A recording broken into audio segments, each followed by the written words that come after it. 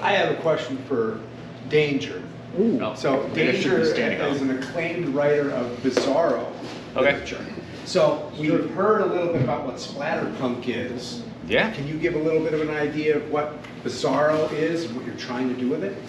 Sure. I mean, it's very similar to splatterpunk in a lot of ways. It's kind of taking an irreverent look at the tropes and the kind of conventions of particular genres. Bizarro, as a genre, usually dips its toe into all the genres. Horror specifically, I'd say most of it is kind of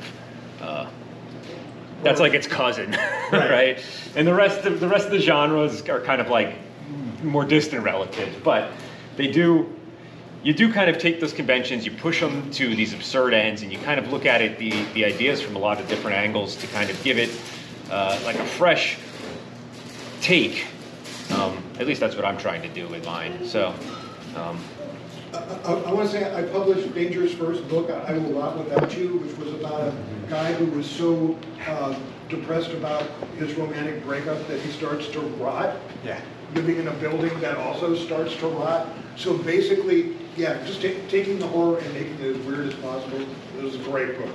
Really great book. Well, it makes sense that Bizarro would dovetail with horror a lot anyway, because absence of concrete reality is horrifying. I mean, once all the things that we're used to disappear, it becomes terrifying in a way.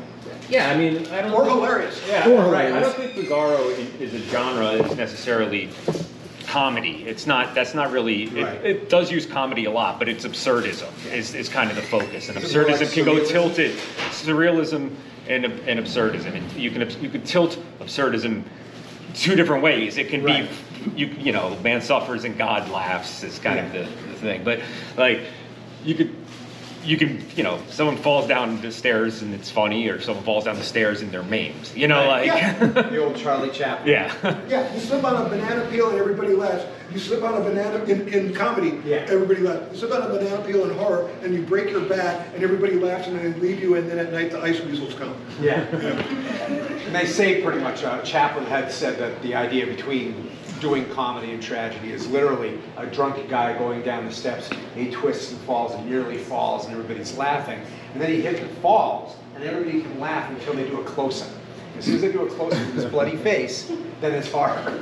And so I think there is a connection between horror and comedy in that way. Not necessarily a joke comedy, but situational. And I think it's interesting that I mentioned the surrealists, because in World War II, you get surrealism showing up because of the madness that's going on. One of the big things is the Spanish, with when Franco suddenly comes in. There's this whole thing of the undercurrent of surrealism.